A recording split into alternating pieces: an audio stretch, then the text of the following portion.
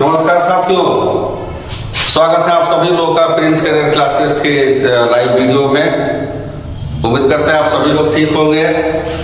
आज हम आए हैं अपना लाइव वीडियो लेके मैथ क्लासेस में, और इस चीज का विशेष ध्यान रखेंगे कि जो भी टॉपिक आपको दिया जाए आगामी आने वाले परीक्षाओं के अंतर्गत हो।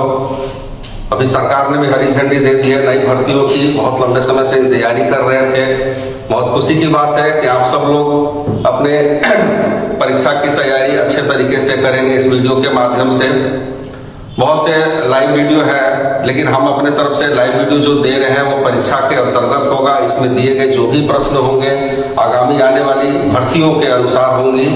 भर्तियां जैसे कि अभी आपका यूटीपी आना है, अग्निवीर आपका ऑलरेडी आने को है 16 तारीख से, और इसके अलावा TET, super TET, C TET, इन सबको ध्यान में रख करके जो भी मैथमेटिक्स के ये चैप्टर्स मैं आपको दूंगा उसके अंतर्गत होगा। यहाँ से पढ़ने से आपको जरूर लाभ मिलेगा। तो ये साथियों, ज्यादा समय व्यतीत न करते हुए सबसे पहले स्टार्ट करते हैं हम साधारण ब्याज, जो गणित का एक छोटा सा चैप्टर है, लेकिन किंतु बहुत ही ज्यादा महत्वपूर्ण है, कहीं ना कहीं हमारे लिए बहुत ही लाभदायक होगा। आइए बिल्कुल बेसिक से, बिल्कुल जीरो लेवल से हम इस चैप्टर की शुरुआत करते हैं ताकि आपको समझने में ज्यादा दिक्कत ना हो। शुरू करते हैं। जैसा कि आप सभी लोग जानते हैं कि मुख्य रूप से इसका जो बेसिक सूत्र है वो सूत्र यही है, मूलधन गुणे दर गुणे समय बटा 100। ऐसा करने से हमको जो मिलेगा वो हमारा साधारण ब्याज होगा। दूसरा सूत्र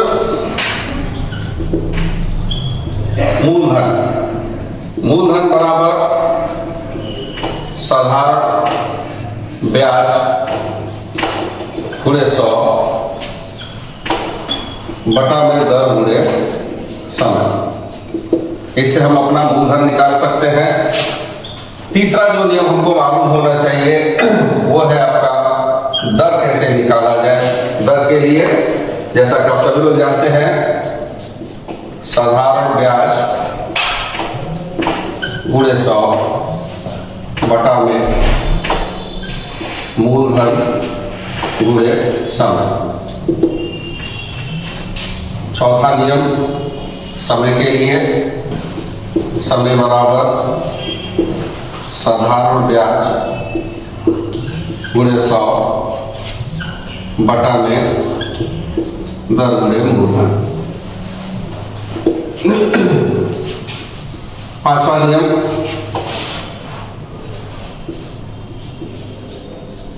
मिश्रधन। मिश्रधन मित्रों, ब्याज और मूलधन के योग से प्राप्त होने वाली धनराशि मिश्रधन होती है। तो मुख्य रूप से इतने सूत्र हैं जो बेसिक के तौर पे किसी भी किताब में आपको देखने को मिलते होंगे। इन सूत्रों के माध्यम से साधारण ब्याज के किसी भी प्रश्नावली को हम हल करते हैं। लेकिन आज का बाजार बेसिक नियमों के अलावे कहीं ना कहीं सबसे ज्यादा जो फोकस हम करते हैं कि हमारे पास समय कम होता है, कम अवधि में हम पूछे गए प्रश्नों का उत्तर दें, तो उसके लिए कहीं ना कहीं हम ट्रिकी रूल को इसके रूप में लेते हैं। तो आइए उस ट्रिकी रूल पे भी अवलोकन करें कि मेरे माध्यम से जो ट्रिकी रूल इनके संदर्भ में आपको दिया जा रहा हो क्या है। इसको मेनली आप यूज कर सकते हैं। इससे पूछे गए किसी भी सवाल के लिए, इसमें पूछेंगे किसी भी सवाल को, अगर किसी भी ट्रिक से बनना संभव हो तो मेरे दिए गए इस रूल से आप मुख्यतः इसको बना सकते हैं। आइए देखते हैं वो क्या है। सबसे पहले मूलधन बराबर 100% मानेंगे। दूसरा साधारण ब्याज। साधारण ब्याज बराबर हमेशा दर गुणे समय होगा, और ये जो कुछ भी आएगा ये प्रतिशत का मान देगा। तीसरा मिश्रधन। मिश्रधन बराबर 100% प्लस ब्याज। ये ब्याज वही होगा जो हमको दर गुणे समय से मिलेगा, और इसका भी जो मान आएगा वो आपका प्रतिशत में होगा। इसके अलावे आपको एक बेसिक नोट के तौर पे मैं दे रहा हूं, ब्याज अगर डायरेक्ट हमको निकालना हो तो ब्याज बराबर मिश्र धन माइनस मूलधन करने से मिलेगा। तो साथियों इस पर ध्यान देंगे, इस पे अलग अलग तरीके के हम कोई भी आपको सूत्र नहीं दे रहे हैं, मैंने केवल ये 3 लाइन्स लिखी हैं। इस लाइन के आधार पे इस पे पूछे गए किसी भी सवाल का उत्तर आप यहां से सबसे पहले दे सकते हैं। तो कहीं तो मैं आपको सिखाऊंगा इस पे किस तरीके से इस पे पूछे गए हर सवाल को इस 3 लाइन के माध्यम से बना सकते हैं। इस पे आपको बहुत ज्यादा ध्यान नहीं देने की जरूरत नहीं है, सिंपल वे में इससे आप सॉल्यूशन को सीख पाएंगे।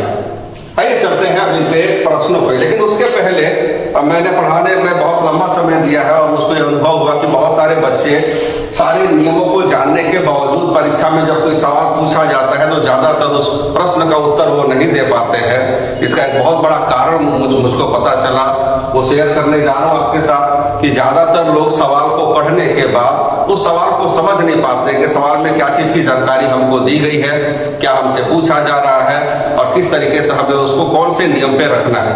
तो एक बेसिक में थोड़ी बहुत जानकारी देंगे कि मूलधन है क्या चीज, कैसे हमको पता चलेगा कि दी गई धनराशि जो प्रश्न में है वो मूलधन की है, ब्याज की है कि मिश्र धन की है। तो संक्षिप्त में इसको हम आपको बताने जा रहे हैं, एक बार इसको नोट कर सकते हैं आप चाहें तो, हम इसको मिटाएंगे थोड़े समय के लिए, दोबारा मैं लिखूंगा। मूलधन राशि जो होती है, सबसे पहले ध्यान देगा मूलधन राशि क्या है। मूलधन राशि ये वो रकम होती है जो हम किसी से लेते हैं या किसी को देते हैं, यानी कि ली जाने वाली धनराशि, दी जाने वाली धनराशि या वो धनराशि जिसके आधार पर किसी निश्चित दर और समय के उपरांत उस पर ब्याज की गणना की जाती है, उसको हम मुख्य रूप से मूलधन के रूप में जानते हैं। मूलधन की पहचान प्रश्नों में इसकी पहचान होगी, इस पर ध्यान दीजिएगा। ए ने X रुपए B से लिए,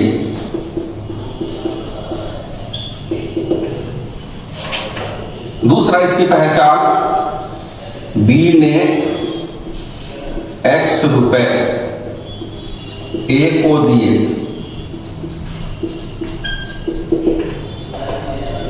तीसरा कोई धनराशि, कोई रकम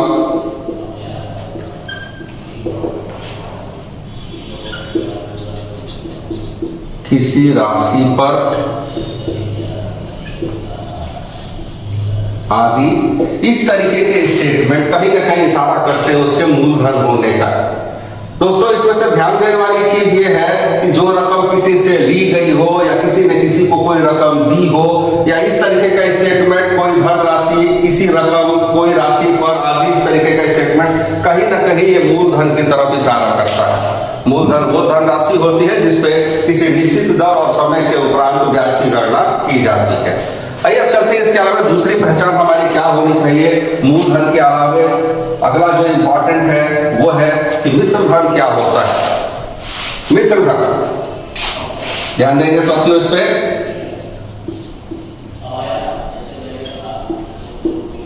मिश्र धन की पहचान प्रश्नों में क्या होगी, परीक्षा में जब कोई प्रश्न देगा तो मिश्र धन के पहचान के रूप में क्या चीज होगा, जिसको हम देख के मिश्र धन समझ जाएंगे।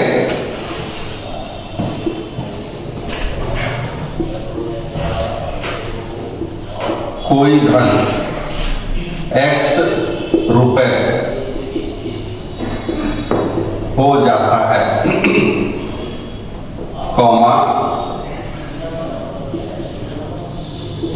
बन जाता है, कौमा बन जाएगा, बन जाएगा आदि, इस तरीके के स्टेटमेंट केवल और केवल मिश्र धन के लिए लिखते हैं। जैसे कोई धनराशि 3 वर्ष के अंत में इतने रुपए हो जाएगी, हो जाता है, बन जाएगी, बन जाता है, इस तरीके का स्टेटमेंट केवल और केवल मिश्र धन के लिए लिखते हैं। दूसरा इसका पहचान X रुपए चुकता कर कर्ज मुक्त होना, x रुपए किसी का रुपया चुकाने के बाद अगर कर्ज मुक्त होने की बात कही गई हो तो ये धनराशि भी मिश्र धनराशि होगी। तीसरा, x गुना हो जाता है, हो जाएगा,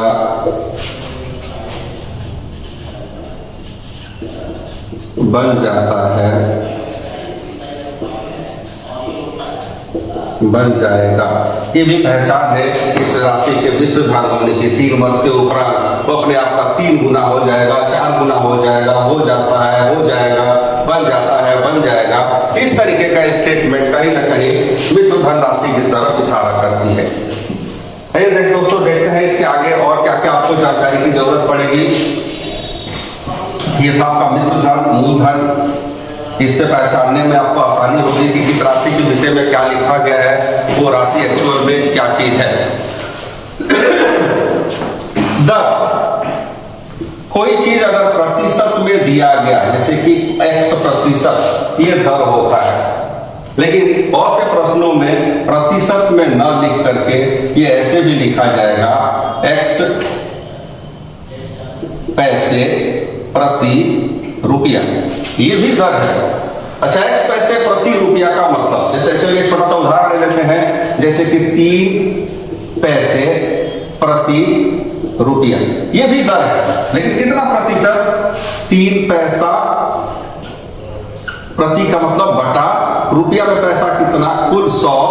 अब इस भिन्न को अगर हम 100 से गुणा करेंगे तो ये प्रतिशत में तब्दील हो जाएगा, यानी कि कहीं ना कहीं ये 3% की बात कही गई है।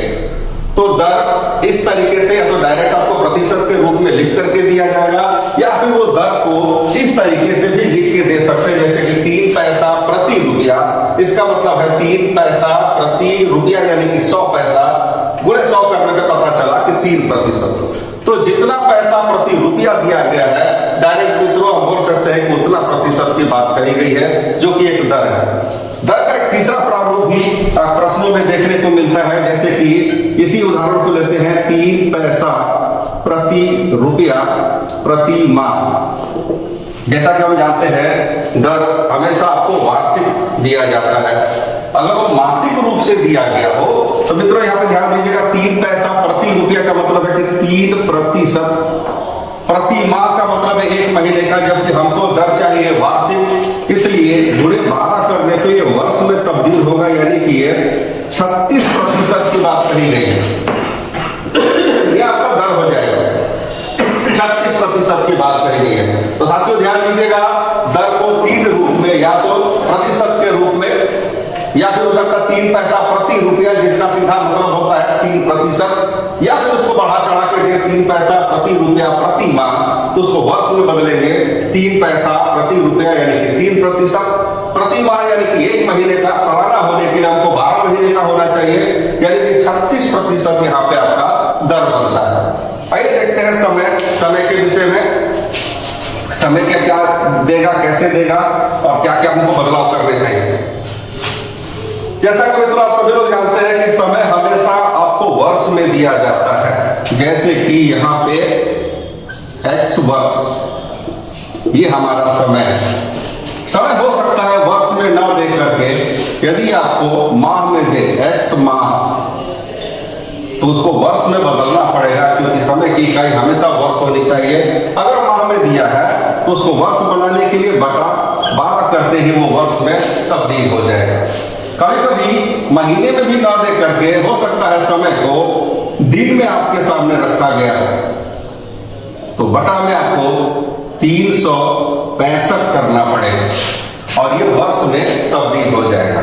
यानी मित्रों कुल मिला जुला के समय की गणना जब भी होगी वर्ष में होगी। अगर वर्ष नहीं देता है, महीने में देगा, तो बटा में 12 करके उसको वर्ष में तब्दील करेंगे, और यदि वो दिन में देता है तो बटा में 365 करेंगे। यहाँ पे बहुत ज्यादा सतर्क रहने की जरूरत है, क्योंकि कई लोग ये चीज लिखने के बाद इसको सवाल में साझा नहीं कर पाते हैं। उसका वजह क्या है? इसकी भाज्यता। तो ध्यान रखिएगा मित्रों, आपको बताने जा रहा हूं, जब भी दिन में दे इनकी संख्या 5 या 73 से भाज्य होगी। इस विषय ध्यान देंगे, जब भी संख्या दिन में दी गई हो, यानी कि समय की तुलना दिन में हो और आप x बटा 365 में अगर तब्दील करेंगे तो ध्यान रहे कि ये भाग या तो 5 से लगेगा या फिर 73 से लगेगा। ज्यादातर लोग इसको भाग नहीं लगा पाते क्योंकि उनको इसकी जानकारी नहीं है। इसको बिल्कुल नोट कर लीजिएगा, दिन में अगर दिया है तो बटा में 365 करेंगे और उसकी भाग्यता 5 से या फिर 73 से ही हो सकती है। आइए मित्रों बढ़ते हैं इसके आगे।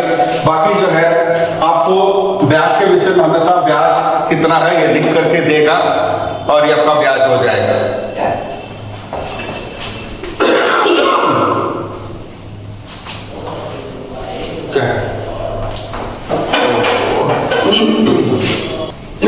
तो साथियों आप उम्मीद करते हैं कि आप इसको समझ चुके होंगे। रही बात साधारण ब्याज की, तो ब्याज हमेशा आपको लिख करके दिया जाएगा कि कितने रुपए का ब्याज है। ठीक है, अब आइए चलते हैं इनके सवालों पे, देखते हैं इनके सवाल कैसे कैसे पूछे जाएंगे। ये बिल्कुल बेसिक है, जरा भी नहीं घबराइएगा। उम्मीद करते हैं आप सबको समझ में आएगा। रही बात हमारे ट्रिक्स की, तो ट्रिक्स को एक बार फिर से हम मेंशन करने जा रहे हैं, इसको ध्यान दीजिएगा। पहला ट्रिक जो आपको माइंड में रखना है कि मूलधन हमेशा प्रतिशत में 100 होगा। दूसरा, साधारण ब्याज बराबर हमेशा दर गुणे समय होगा और इसमें जो भी हमको वैल्यू मिलेगी वो केवल प्रतिशत मान होगा। तीसरा, मिश्र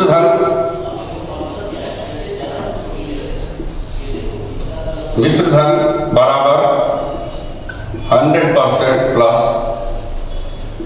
ब्याज। ये ब्याज वही होगा जो हमको दर गुणे समय से प्राप्त होगा और ये जो भी वैल्यू आएगी ये प्रतिशत मान होगा। चौथा, एक नोट के तौर पे आपको ध्यान देना है कि ब्याज की गणना यदि हमको डायरेक्ट ही करनी है तो मिश्र धन माइनस मूलधन करना होगा। यहां से हमको ब्याज डायरेक्ट मिल जाएगा। किसी किसी प्रश्न में इसके इस्तेमाल की जरूरत पड़ेगी, आगे हम बताएंगे। आइए चलते हैं इनके सवालों पे। आइए मित्रों, सबसे पहले हम इसकी भाषा शैली आपको सिखाएंगे। बेसिक लेवल से लेकर हाई लेवल तक के प्रश्नों में कैसे हमको पता चलेगा इस नियम पे पूछे गए किसी भी सवाल को कैसे रखेंगे और कैसे हर तरह के सवाल का जवाब देंगे। पहला क्वेश्चन है आपके सामने हम रख रहे हैं, इसको ध्यान से देखिएगा। 1800 रुपए पर 10% की दर से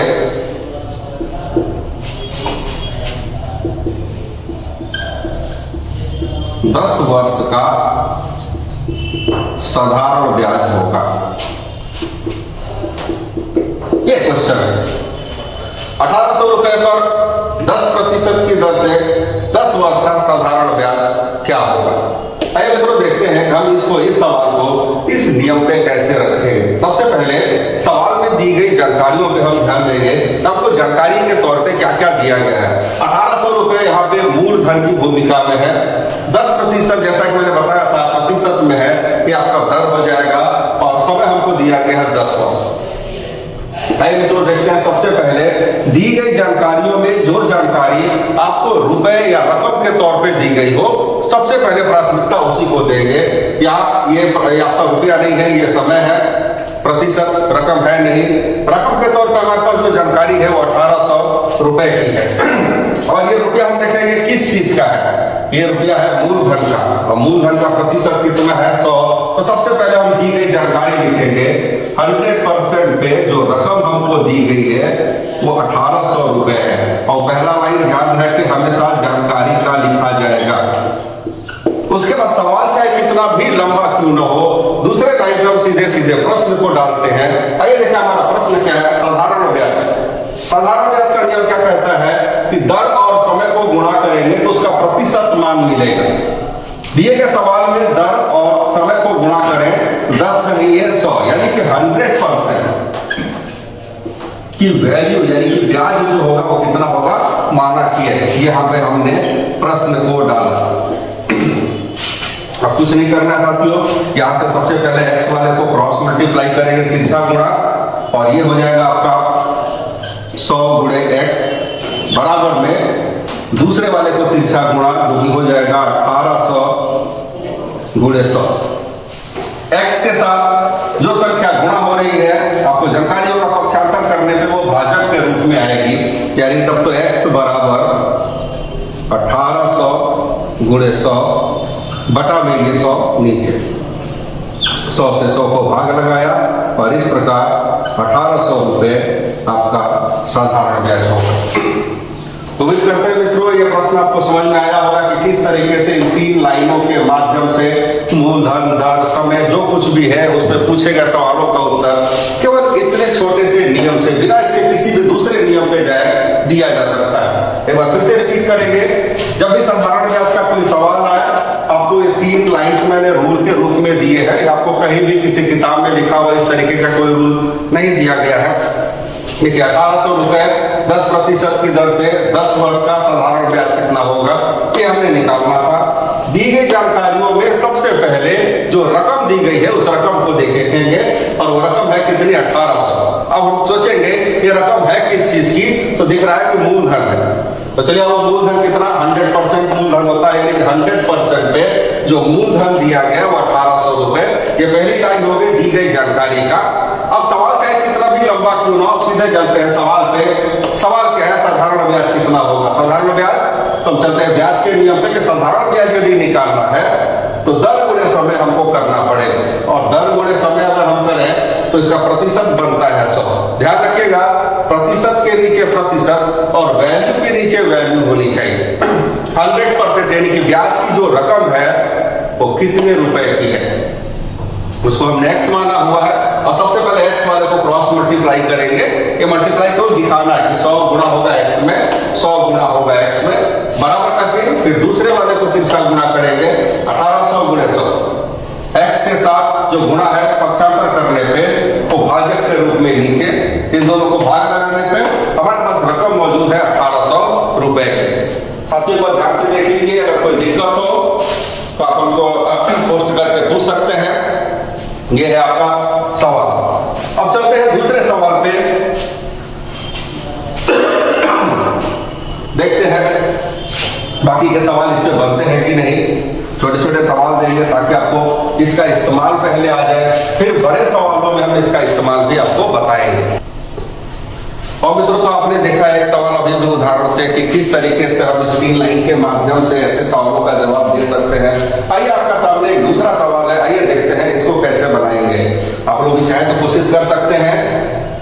जानकारी में सबसे पहले से मैंने बोला था कि जब भी साधारण ब्याज का कोई प्रश्न है, सबसे पहले हमको जानकारी में यह ध्यान देना है कि किस चीज की वैल्यू रुपए में हमको दी गई है। यहाँ पे हमको 7200 रुपया दिख रहा है, 12.5% वार्षिक दर से 8 माह का साधारण ब्याज, ये हमको निकालना है। हम इस नियम पे जरूर जाएंगे, लेकिन उसके पहले आपको मैंने बताया था समय जब भी होगा वर्ष में होगा, यहाँ पे महीने में दिया गया है। तो मैंने बताया था कि समय यदि आपको माह में दिया गया हो तो उसको वर्ष में बदलने के लिए बटा में 12 आप करेंगे, और ऐसा करके वर्ष में तब्दील हो जाएगा। आप चाहे तो इसको काट के छोटा भी बना सकते हैं, 4 के 2 बार में, 4 से 3 बार में, यानी कि 2/3 वर्ष के रूप में इसको लिया जा सकता है। अब आए सवाल को हम करते हैं अपने इसी कॉन्सेप्ट के आधार पे, बहुत ही छोटे रूप में। सबसे पहले जो रकम हमारे पास दी गई है 7200 की, जो कि मूलधन की है, मूलधन यानी कि 100% पे दी गई धन राशि 7200 रुपए। पहली लाइन जैसे मैंने बोला था दी गई जानकारी का होगा, अगली लाइन चाहे कुछ भी हो, अगला लाइन सीधे सीधे प्रश्न पे हमको जाना है। और प्रश्न दिया गया है साधारण ब्याज के लिए, और ब्याज का नियम क्या कहता है कि दर और समय को गुणा करो, प्रतिशत मान मिलेगा। बाबू दर और समय को गुणा करते हैं, दर हमको दिया गया है 12.5%। आप उसको छोटे में ऐसे कर सकते हैं, 12 दूनी 24 से 25, 25/2, 25/2 आपका दर है, गुणे समय 2/3 के रूप में। ये कुछ कटता हो तो काट सकते हैं, 2 से 2 कट गया, यानी कि 25/3 ये हमारा प्रतिशत मान है साधारण ब्याज का। तो अब ये रखते हैं यहाँ पे 25/3 प्रतिशत पे सवाल है धन राशि कितनी होगी, यानी कि साधारण ब्याज। करना वही वैसे ही है। सबसे पहले x वाले को क्रॉस मल्टीप्लाई करेंगे, लिखेंगे कि 100 गुणा होगा x के साथ बराबर में दूसरा है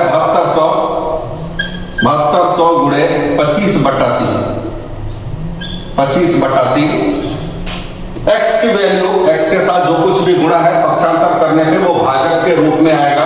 आप इसको भाजक के रूप में ऐसे ले सकते हैं कि 7200 गुणे 25/3 गुणे 100। अब इसको काट लीजिए, 2 0 से 2 0 आपका कैंसिल हो गया, 3 से 24 नहीं आई 72। आप चाहे तो गुणा कर सकते हैं, 25 चौके 100 का 1 0 हासिल 10, 25 दूनी 50 और 10 60 यानी कि 600 जो कि आपका साधारण ब्याज होगा। तो ध्यान दीजिएगा मित्रों, इस 3 लाइन के माध्यम से साधारण ब्याज के पूछे गए हर तरीके के सवाल को एक ही जैसा हल करना, एक ही नियम पे हम उसको रखेंगे और हर तरीके का सवाल आपसे बनेगा। जरूरत है केवल भाषा शैली को पहचानने की। हम फिर से रिपीट करेंगे एक बार कि जब भी साधारण ब्याज का प्रश्न दिया गया हो, सबसे पहला आपका ध्यान होना चाहिए कि किस चीज की वैल्यू रुपए या रकम के रूप में हमको दी गई है। जिसकी जानकारी रुपए में दी गई हो उसके प्रतिशत पे उस रकम को रखेंगे। जैसा कि यहाँ पे 7200 रुपए मूलधन है, तो मूलधन होता है 100%। 100% पे दी गई धनराशि 7200, ये जानकारी है। उसका चलते सवाल पे सवाल है हमारा साधारण ब्याज होता है। साधारण ब्याज निकालने के लिए नियम दिया गया है कि दर और समय को गुणा करेंगे तो उसका प्रतिशत मिलेगा। यहाँ पे दर और समय को गुणा किया तो 25/3% पे रकम कितनी होगी x, ये हमने निकाला। तो उम्मीद है ये सवाल आपको समझ में आया होगा। एक बार इसको ध्यान से देख लें।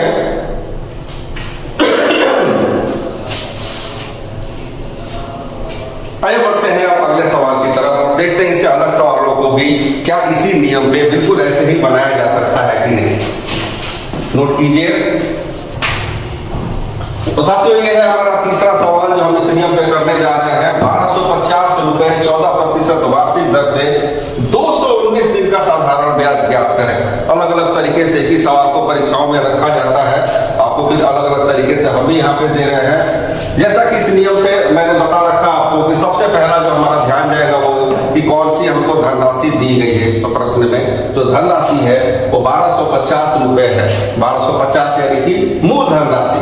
इसको सीधे तौर पे हम लिख सकते हैं 100% जो मूल धनराशि है वो 1250 रुपए की है। ये हो गई हमारी पहली जानकारी। हम चलते हैं सीधे सवाल पे। अच्छा, यहाँ पे ध्यान देंगे जो समय है वो दिन में दिया गया है। जैसा मैंने बताया था, इसको हम फिर से हल करूंगा।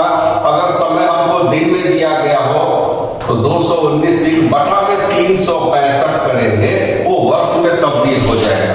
और जब भी दिन को जब 365 में करते हैं तो भाग लगाने के लिए 5 या 73 संख्या का इस्तेमाल करेंगे। जैसा कि यहाँ साफ दिख रहा है कि दोनों 5 से भाज्य नहीं है, तो 73 से भाग लगाते हैं। 73 से भाग लगाएंगे तो ये 3 बार में, और 73 से ये 5 बार में, यानी 3/5 वर्ष बनेगा समय। दर गुणे समय करने पे साधारण ब्याज निकलेगा। साधारण ब्याज के लिए नियम है दर और समय को गुणा करने पे प्रतिशत मान। तो दर हमारे पास है 14 और हमको दर दिया गया कि समय दिया गया 3/5, तो डायरेक्ट लिखेंगे 14 गुणे 3/5। अगर कोई चीज भाग नहीं लग रहा है उसको एज इट इज छोड़ देंगे। बराबर में रकम कितनी होगी माना कि x।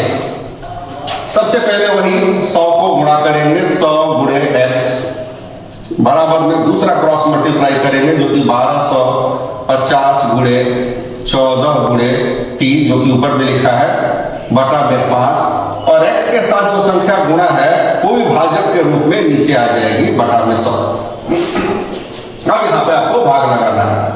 आप बिल्कुल इजी वे में इसको लगा सकते हैं। 0 0 आपका ये कैंसिल हो जाएगा। 5 से 125 25 बार में, फिर 5 से 5 बार में, 5 से ये 2 बार में, 2 से 14 को काट सकते हैं 7 बार में। अब इसको गुणा करें, 7 × 5 = 35, 35 दिया 105, यानी कि 105 रुपए आपका साधारण ब्याज होगा। तो देख सकते हैं कि सूत्र से किसी भी तरीके के प्रश्न को बहुत ही आसानी से 2 लाइनों में केवल हल किया जा सकता है। तो इसको बहुत ध्यान दीजिएगा। ये 3 लाइन जो आपका है इसका 80% परीक्षा के सवाल बिना सोचे विचारे बहुत ही छोटे नियम पे रख करके इसको हल कर सकते हैं। आइए चलते हैं अगले सवाल पे, बाकी चीजों की कैलकुलेशन कैसे की जाएगी इस पे। अभी तक आपने देखा ब्याज कितने तरीके से आपसे पूछा जाएगा, उन सभी तरीकों में क्या क्या बदलाव होगा, समय में किस तरीके का बदलाव, दर में किस तरीके का बदलाव, इस सबको हम देख रहे हैं। अब आइए देखते हैं कि बाकी के जो सवाल होंगे, यानी कि मूलधन निकालना, मिश्र धन निकालना, दर या समय निकालना, वो भी क्या इसी नियम पे बिल्कुल ऐसे ही बनेंगे कि नहीं बनेंगे।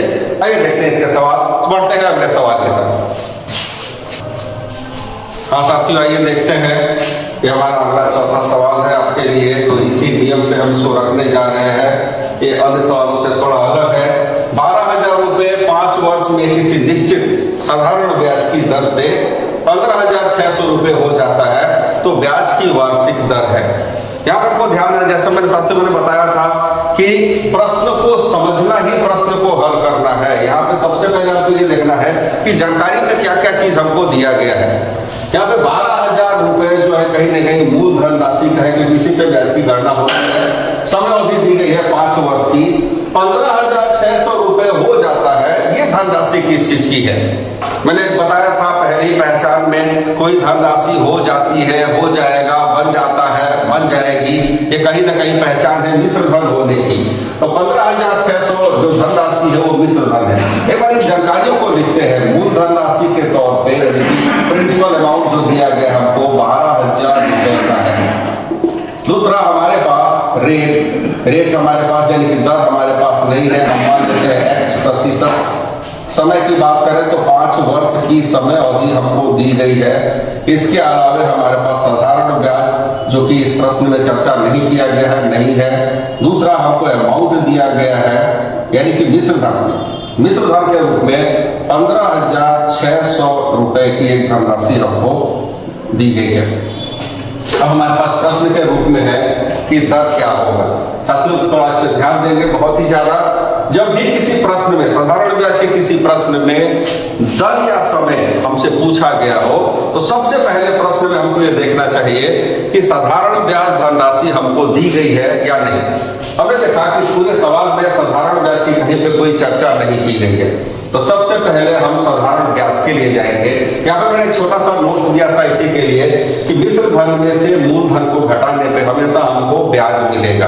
तो साथियों जब भी सवाल दर पे हो या समय पे हो, सबसे पहले हम ब्याज की गणना करेंगे। और यहाँ पे ब्याज निकालने के लिए मिश्र धन जो कि 15,600 है, उसमें से माइनस करेंगे हम 12,000 को, और इस प्रकार हमारे पास जो रकम आएगी वो 3,600 रुपए की होगी, हमारा ब्याज है। अब सवाल में हम सबसे पहले, अगर हमारे पास दो रकम की जानकारी हो, तो प्राथमिकता हम देंगे मूलधन को। जैसे कि हमें मालूम है, यहाँ पे मैं लिख देता हूँ 100% पे जो धनराशि यानी कि दी गई है मूल धनराशि, वो 12,000 रुपए की है। अगला लाइन सीधे सवाल के लिए होता है, लेकिन ध्यान देना साथियों, अगर हमारे पास दो रकम की चर्चा की गई हो, तो दूसरे रकम को सबसे पहले हम इसी रकम के नीचे रखेंगे, यानी कि 3,600 रुपए।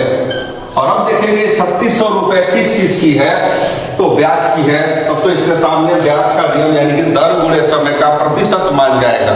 दर गुणे समय करते हैं, यहाँ से दर गुणे समय, हमारे पास दर x% हमने माना है, समय हमारे पास है 5 वर्ष का। अगर दोनों को हम गुणा करें तो 5x% बनेगा, जिसमें हमारा प्रश्न भी शामिल हो गया।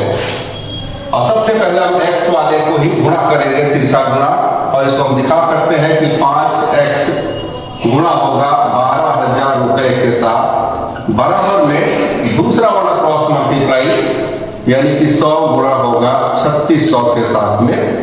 x के अलावे जितनी भी संख्या इसके साथ गुणा हो रही है, कहीं ना कहीं वो भाजक के रूप में पक्षांतर हो जाएंगे, यानी कि तब तो x बराबर 100 गुणे 3,600 बटा में 5 गुणे 12,000। इसको कैलकुलेट करेंगे और यहां से हमारा आंसर निकलेगा। आइए कैलकुलेट करते हैं। 2 जीरो से 2 जीरो कैंसिल हो गया, 1 जीरो से 1 जीरो आपका कैंसिल हो गया, 5 से 2 बार में, 2 से 6 बार में, और 6 से 36, यानी कि दर हमारा 6% निकला।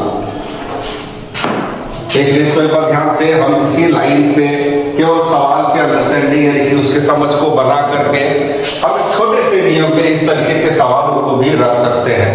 एक बार मैं फिर से रिपीट करूंगा, ध्यान दें। जब भी दर पे या समय पे प्रश्न पूछा गया हो, सबसे पहले हमारा ध्यान जाना चाहिए कि हमारे पास साधारण ब्याज की धनराशि दी गई है कि नहीं दी गई है। अगर न दिया गया हो तो हम इस नियम का पालन करेंगे कि ब्याज निकालने के लिए मिश्र धन माइनस मूलधन करना होगा। मिश्र धन हमारे पास था, उसमें से हमने घटा दिया, मूलधन राशि को 3600 रुपए ब्याज के निकले। ध्यान रहे, अगर किसी भी विधि से ब्याज निकालना संभव न हो तो दर और समय पे पूछे गए किसी भी सवाल का उत्तर आंकड़े अपर्याप्त हैं के रूप में जाएगा। किसी भी विधि से इसका उत्तर नहीं निकाला जा सकता। यानी हर हाल में दर या समय का उत्तर देना हो तो हमारे पास ब्याज की राशि होनी ही चाहिए। तो उम्मीद करते हैं कि यह सवाल आपको बेहतर समझ में आ गया होगा, इस पर विचार करेंगे। जो भी वीडियो आप देख रहे हैं, जो भी चीज अपना अनुभव आपके साथ में शेयर कर रहे हैं, आपको पसंद है तो इसको लाइक सब्सक्राइब जरूर करेंगे ताकि हमें भी एक मोटिवेशन मिले, हम आगे में और भी अच्छे वीडियोस आपके लिए लेके आ पाए। और उम्मीद करते हैं साथियों कि आपका सहयोग जरूर मिलेगा। अब आइए बढ़ते हैं अगले सवाल की तरफ। हाँ, यहाँ अपना 5वां सवाल आपके सामने लेके आए हैं। इसके पहले हमने इस छोटे से नियम का पालन करते हुए ब्याज पे पूछे गए हर तरीके के सवाल को हमने देखा कि कैसे हम हल कर सकते हैं। इसके बाद हमने एक दर का भी सवाल दिया जहाँ से दर की गणना इसी के माध्यम से हमने की, उतने ही छोटे कैलकुलेशन में। तो आपके सामने एक 5वां तरीके का सवाल हम लेके आए हुए हैं। यहाँ पे दे रहा कितने समय में, यहाँ पे समय की गणना करनी है। 2000 रुपए 5% वापसी साधारण ब्याज की दर से 3000 रुपए बन जाएगा। कोई रकम के साथ बन जाएगा, बन जाता है, हो जाएगा, हो जाता है। अगर ये दिया गया है तो कहीं ना कहीं वो रकम मिश्र धन है। स्वाभाविक जो 2000 रुपए है जिसमें ब्याज की गणना होनी है वो मूलधन राशि है। एक बार दी गई जानकारी को लिखे, अगर प्रश्न को समझने में दिक्कत हो रही है, जैसे कि हमारे पास मूलधन के रूप में जो दिया गया है वो 2000 रुपए की धनराशि है। उसके बाद दर के रूप में हमको 5% दिया गया है। समय जिसकी गणना हमको करनी है नहीं मालूम है, x वर्ष के रूप में हम इसको मान सकते हैं। साधारण ब्याज की चर्चा सवाल में नहीं की गई है। इसके अलावा जो चर्चा किया गया है कहीं ना कहीं वो मिश्र धन होता है हमारे पास, मिश्र धन के रूप में 3000 रुपए। साथियों, अभी इसके पहले मैंने सवाल में आपको बताया था कि जब भी सवाल दर पे हो या समय पे हो, हमारे पास सबसे पहले ये देखना चाहिए कि ब्याज की रकम दी गई है कि नहीं। ब्याज की रकम हमारे पास नहीं है, सवाल में हम देख सकते हैं ब्याज की रकम हमको नहीं दी गई है। लेकिन ये सही बात ये है कि दर और समय पे किसी भी सवाल का सॉल्यूशन हम तभी कर सकते हैं जब ब्याज की रकम हमारे पास हो। इसके लिए मैं इस नोट पे जाऊंगा कि ब्याज अगर डायरेक्ट हमको निकालना है तो मिश्र धन माइनस मूलधन से गुजरना पड़ेगा। तो ये साथियों हम ये करते हैं, मिश्र धन जो कि 3000 रुपए के रूप में हमारे पास है, माइनस मूलधन जो कि 2000 रुपए की धनराशि है, घटाने पे ब्याज के रूप में 1000 रुपए हमारे पास है। अब हम देखते हैं सवाल में दी गई जानकारी। मूलधन राशि है 2000 रुपए, इसी में लिख सकते हैं मूलधन यानी कि 100% पे जो रकम दी गई है वो 2000 रुपए की है। जानकारी हो गया। अगला सीधे सवाल के लिए जाता है, लेकिन उसके पहले मैंने पिछले सवाल में बताया था अगर किसी सवाल में दो रकम की जानकारी हो तो प्राथमिकता देंगे मूलधन यानी कि 100% पे 2000 रुपए की जानकारी है। दूसरी धनराशि इसी धनराशि के नीचे लिखी जाएगी जो कि 1000 रुपए है। और अब हम देखेंगे ये धनराशि किस चीज की है, तो साधारण ब्याज की, यानी कि इसके सामने साधारण ब्याज का नियम जाएगा। साधारण ब्याज का नियम जाएगा। साधारण ब्याज यानी कि दर गुणे समय। पहले दर गुणे समय करते हैं 5, x समय को हमने x माना है, यानी कि दर गुणे समय करने पे 5x% होगा और यही x हमारा प्रश्न भी है। तो सबसे पहले अपने प्रश्न को क्रॉस मल्टीप्लाई करते हैं। 5x गुणे 2000 बराबर में दूसरे वाले को क्रॉस मल्टीप्लाई करेंगे 1000 गुणे 100। पक्षांतर के नियम पे चलते हैं। इसके साथ जो भी संख्या गुणा हो रही है पक्षांतर करने पे 5 के रूप में हमारे सामने आएंगे, यानी कि x बराबर 1000 गुणे 100 बटा में x के साथ जो संख्या है 5 वो बटा में आएगी, x के साथ जो दूसरी संख्या है 2000 वो भी बटा में आएगी। अब इसको आप हल कर सकते हैं। 3 0 और 3 0 आपका कैंसिल हो गया। 5 से 100 को काटेंगे 20 बार में और 2 से 20 को काटेंगे ये 10 बार में, यानी कि हमारे पास जो समय आया वो 10 वर्ष की अवधि का होगा। ध्यान से इसको देख लें, कोई डाउटफुल ऐसा नहीं होगा, कोई भी आपको दिक्कत नहीं आएगी, क्योंकि मैंने अभी तक किसी भी सवाल में ये नियम इस 3 लाइनों को कहीं पे भी मैं नहीं छेड़ रहा हूँ। उम्मीद करता हूँ आपको बेहतर से बेहतर तरीके में समझ में आ रहा होगा। आइए बढ़ते हैं अगले सवाल की तरफ, देखते हैं इससे होगा कि नहीं। और मित्रों यहाँ पे आपके सामने अगला सवाल है जो इसी नियम पे हम रखने जा रहे हैं। आप देख सकते हैं कोई धन, यानी कि मूलधन हमारे पास नहीं है और मूलधन हमको यहाँ पे निकालना पड़ेगा। कोई धन 6% वार्षिक साधारण ब्याज की दर से 5 वर्ष में 1800 रुपए साधारण ब्याज देता है, तो वो धन राशि कितनी होगी।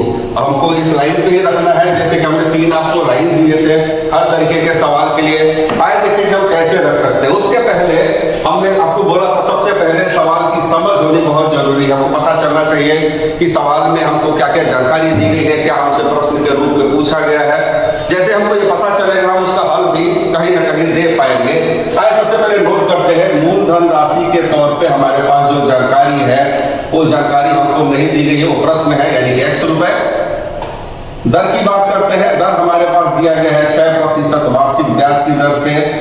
समय अवधि जो हमारे पास मौजूद है वो है 5 वर्ष की, और जानकारी के रूप में जो धनराशि हमको दी गई है वो साधारण ब्याज की है जो कि 1800 रुपए है।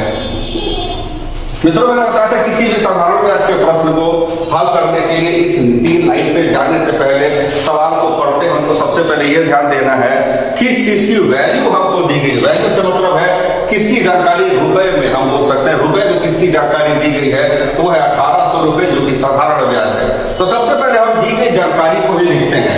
1800 रुपए साधारण ब्याज, यानी कि दर गुणे समय का मान हमारे पास मौजूद है, और दर और समय दोनों हमारे पास है, तो दर गुणे समय करें तो 5 गुणे 6 30% ब्याज का बना, जिसपे ब्याज की धनराशि 1800 रुपए हमको दी गई है।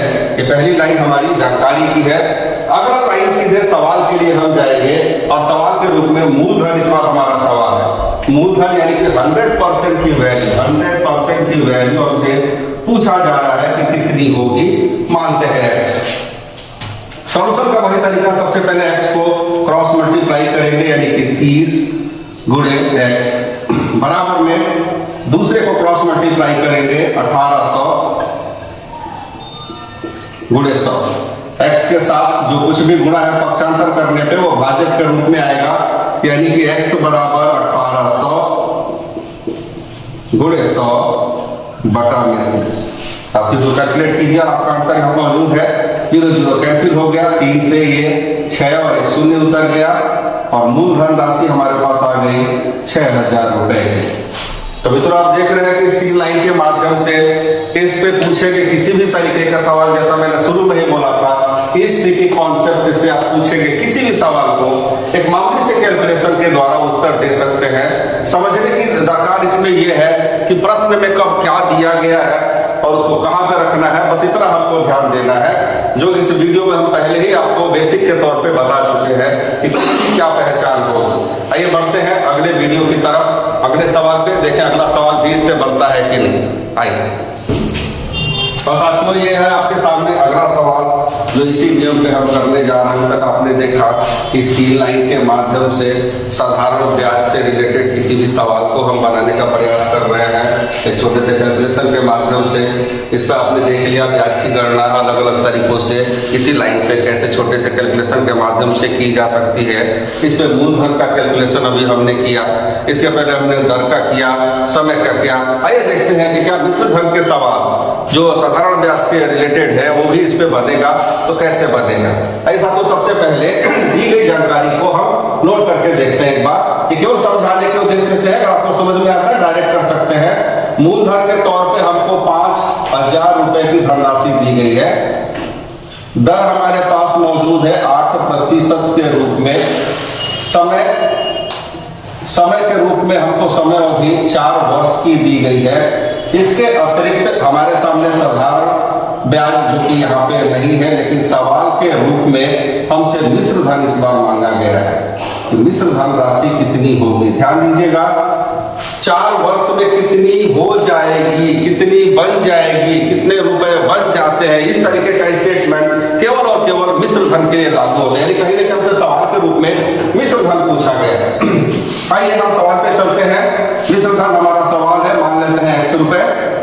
सबसे पहले मूलधन राशि जो वैल्यू हमने बोला था कि सबसे पहले सवाल में हम वैल्यू को देखते हैं। वैल्यू के रूप में हमको जो रकम दी गई है वो 5000 रुपए, और देखेंगे 5000 रुपए किस चीज का है, मूलधन। मूलधन यानी कि 100% पे जो जानकारी हमको दी गई है रकम की, वो रकम है 5000 रुपए की। इसके बाद आते हैं हम सीधे सवाल पे। सवाल है मिश्र धन का, और मिश्र धन के नियम पे ध्यान देंगे एक बार। 100% प्लस ब्याज होना बताया गया, और ये ब्याज हमको दर गुणे समय करने पे मिलेगा। ये वही वाला ब्याज है जो दर गुणे समय से हमको मिलता है। तो सबसे पहले हम ब्याज निकालते हैं। 8 गुणे 4 32 हो जाएगा। 8 गुणे 4 दर गुणे समय, ये हमको दिया 32%। और बोला है इसको मिश्र धन बनाना है, इसमें 100 को जोड़िए।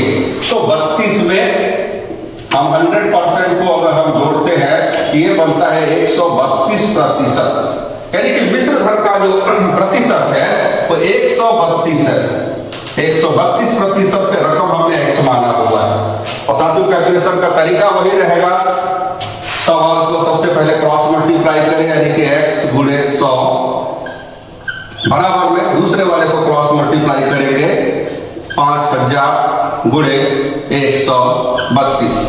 पक्षांतर करेंगे 100 को इधर भाजक के रूप में आएगा, यानी कि x बराबर 5000 गुणे 132 को हम भाग लगाएंगे 100 से। और साथियों हो गया हमारे सवाल का उत्तर। बस कैलकुलेट करना है। 100 से 100 आपका ये 2 जीरो कैंसिल हो गया। जीरो का पकड़ा होता नहीं, 5 से गुणा करेंगे। 5 दूनी 10, पहले जीरो लगा लेते हैं 50 वाला, और 5 दूनी 10 का एक जीरो यहाँ पे आया। 80 ले 5 3 15 और 1 16 6 80 ले 5 1 5 और 1 6 6600 रुपए मिश्र धन हमारा आएगा। तो साथियों ये था हर तरीके का सवाल जो हमने इस वीडियो में अपने पार्ट 1, ये हमारा वीडियो है, इस वीडियो में आपने देखा कि बेसिक तरीके से 3 लाइन के माध्यम से इस पे पूछे गए सवालों को उत्तर देने के लिए कैसे हम इनका इस्तेमाल करेंगे, ये बिल्कुल बेसिक था। अगर आप चाहते हैं कि इसके ऊपर जो बड़े बड़े परीक्षाओं में सवाल के रूप में साधारण ब्याज पे और भी जितने सवाल बनते हैं, तो हमारे अगला वीडियो इसके पार्ट 2 में जरूर देखिएगा, देखना ना भूलें।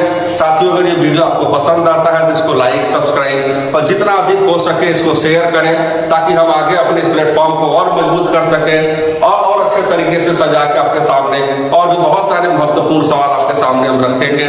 उम्मीद करते हैं साथियों आपको ये चीज पसंद आया होगा। धन्यवाद।